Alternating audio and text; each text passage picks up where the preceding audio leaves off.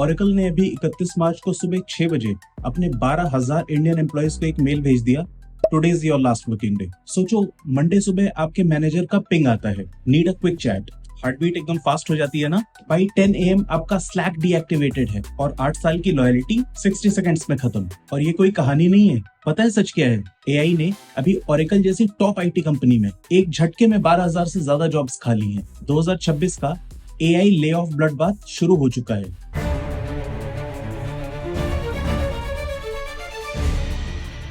अपने आप से ऑनेस्टली पूछो, ये डर किस बात का है? देखो, डर जॉब जाने का नहीं है, डर इस बात का है कि जो हर महीने 5 तारीख को आपकी 45,000 रुपए की ईएमआई लगती है, उसका क्या होगा।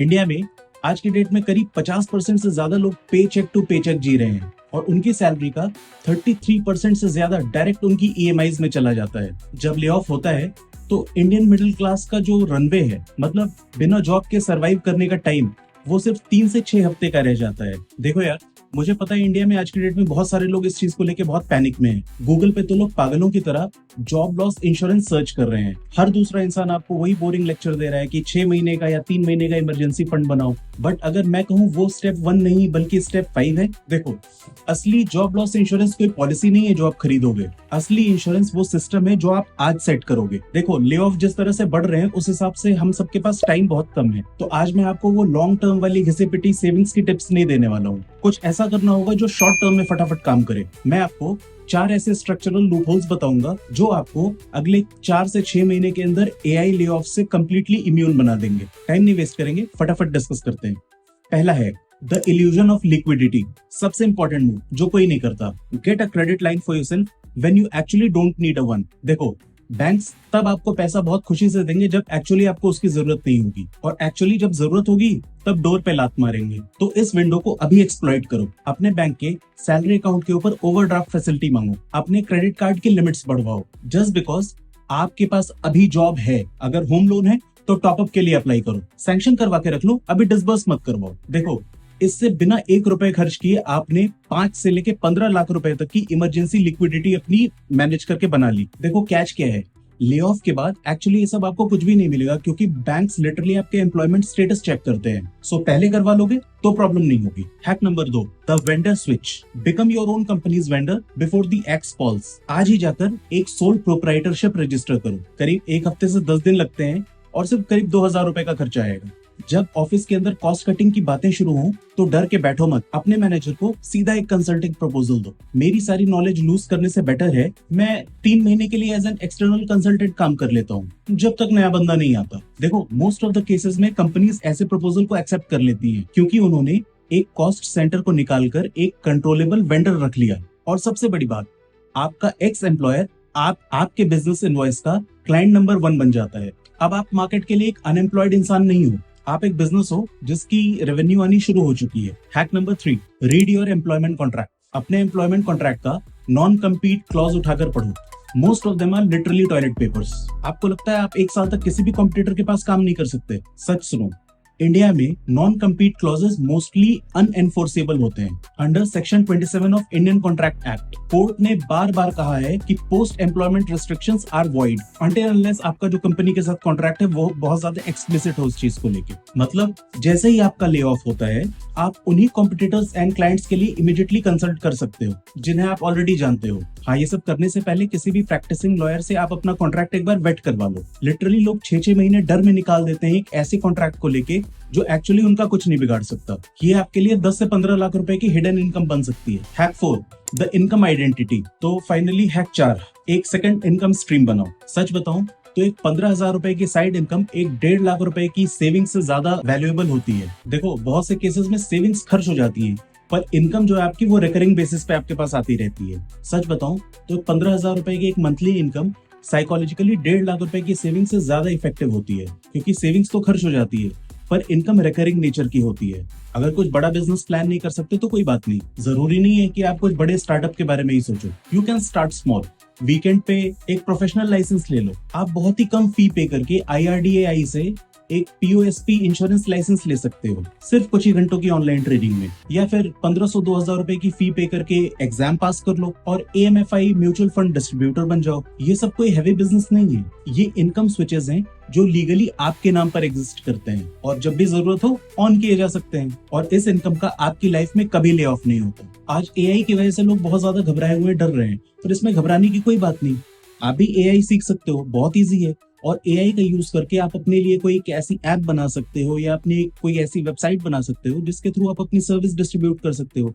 2-3-4 हज़ार रुपए का खर्चा आता है अपना ऐसा कोई ऑनलाइन प्रोडक्ट बनाने में, और आप उसके थ्रू आप चाहिए तो अपना इंश्योरेंस आप सेल कर सकते हो। आप कोई प्रोडक्ट अगर अच्छा बना रहे हो तो उसको अपनी वेबसाइट या ऐप के थ्रू डिस्ट्रीब्यूट कर सकते हो। कोई डिजिटल सर्विस ऑफर कर सकते हो। अगर आप डिजिटल मार्केटर हो तो उसमें भी आप एआई की हेल्प लेके अपनी स्किल्स को काफी शार्प कर सकते हो, so that as a freelancer आपकी स्किल्स और शार्प अप हो और आपकी इनकम और बढ़े। एआई को आज की डेट में अपना दोस्त बनाओ और आपकी प्रोडक्टिविटी 5 to 10 टाइम्स बढ़ जाएगी। मैं तो कहता हूँ कि एक तरह से एआई सबके लिए बून है, ये आपको कुछ अपना करने का मौका देती है। So finally the 3 step survival plan. Step 1, medical risk को खत्म करो। देखो, ले ऑफ होने के बाद अनएम्प्लॉयमेंट के टाइम पे जो चीज पूरी फैमिली को रोड पे ले आती है वो ले ऑफ नहीं है, बल्कि उसी टाइम कोई आई हुई मेडिकल इमरजेंसी है जिसमें लेट से हॉस्पिटल का 4-5 लाख रुपए का बिल आ जाता है जो आप अफोर्ड नहीं कर पाते हो। आपकी कंपनी का इंश्योरेंस तो आपके ले ऑफ होने के साथ ही चला गया। अब अगर आपके पास सेविंग्स में उतने पैसे हैं तो वो एक झटके में उड़ जाएंगे, और अगर पैसे नहीं है तो फिर यू विल बी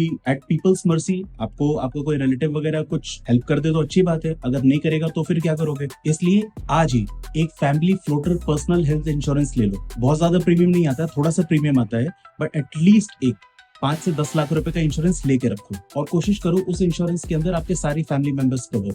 ये कोई इन्वेस्टमेंट नहीं है, ये आपका बेसिक इंफ्रास्ट्रक्चर है, आपकी एक बेसिक नेसेसिटी है। बहुत से लोग ठोकर लगने के बाद या क्राइसिस आने के बाद इंश्योरेंस खरीदते हैं, आप ये गलती मत करना। Step 2, the EMI restructuring hack. India में क्रेडिट कार्ड का उधार करीब 3 लाख करोड़ के आसपास पहुंच चुका है। ऑलमोस्ट 45% मिडिल क्लास फैमिलीज अपनी इनकम का 40% हिस्सा सिर्फ अपने कर्ज को चुकाने में डाल रही है। अगर आपके पास कोई high interest rate credit card या पर्सनल लोन है तो दोस्त ये एक फाइनेंशियल इमरजेंसी है। लेकिन यहाँ पे एक हैक है, बहुत सारे बैंक्स अपने एग्जिस्टिंग कस्टमर्स को चुपचाप एक ईएमआई रिस्ट्रक्चरिंग या मोरेटोरियम ऑफर करते हैं, प्रोवाइडेड अगर आप सामने से पूछो तो। सारे बैंक्स नहीं करते पर कुछ बैंक्स करते हैं। देखो, हार्डशिप सिचुएशन में आप 2 से 3 महीने का ईएमआई पॉज रिक्वेस्ट कर सकते हो, लेकिन हाँ, ये आपको तब करना है डिफॉल्ट होने से पहले। सिबिल खराब होने के बाद कोई बैंक आपकी मदद नहीं कर सकेगा। ऐसे में बैंक्स जनरली आपका टेन्योर बढ़ा के आपकी ईएमआई थोड़ी कम कर सकते हैं या पॉज कर सकते हैं, और बढ़े हुए टेन्योर पे थोड़ा एक्स्ट्रा इंटरेस्ट चार्ज करके ओवरऑल आपका टेन्योर बढ़ जाता है।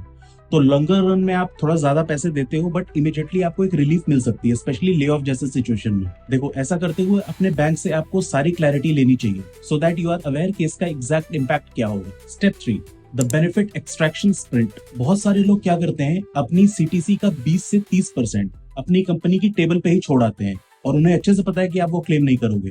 देखो, कंपनी छोड़ने से पहले अपने सारे बड़े से लेके छोटे मोटे सारे के सारे रीइंबर्समेंट सबमिट करो। अपना मेडिकल या डेंटल का काम इसी महीने करवा लो। अगर आपकी कंपनी के अंदर लीव एनकैशमेंट पॉलिसी है तो आपकी बची हुई एक छुट्टी को कैश में कन्वर्ट करवा लो। और अभी ईपीएफओ पोर्टल पे जाकर चेक करो पुराने एम्प्लॉयर ने पीएफ सही से डिपॉजिट किया है या नहीं किया है। देखो, लोगों ने बिना झंझट इसमें से 50,000 रुपए से लेके 2 लाख रुपए तक रिकवर किए हैं। ये आपका हक है, मांगना पड़ेगा। देखो यार, बाकी दुनिया आपको ले ऑफ पर सिर्फ रिएक्ट करना सिखाती है। मैं आपसे ये कह रहा हूँ कि आप प्रोएक्टिवली ले ऑफ आने से पहले ही अपनी चीजों को रिस्ट्रक्चर कर लो। देखो, ले ऑफ आज की डेट में बहुत सारे लोगों के लिए एक रियलिटी है और इमिनेंट है, कभी भी आ सकती है। फर्क सिर्फ इस बात से पड़ता है कि जब वो आए तो उस टाइम आप फाइनेंशियली कितने सॉलिड हो। पर अगर आज आप ये सारे सिस्टम्स बना लोगे तो ले ऑफ आपके लिए 60 डेज का एक फेज बन जाएगा, जिसे आप रिलेटिवली काफी इजीली मैनेज कर लोगे, ना कि कोई ऐसी क्राइसिस जो आपकी फैमिली तोड़ दे। हाँ, बाकी 3 to 6 मंथ्स का इमरजेंसी फंड, कुछ इन्वेस्टमेंट, ये सारी चीजें भी जरूरी है, और अगर आप कर सकते हैं तो बिल्कुल कीजिए।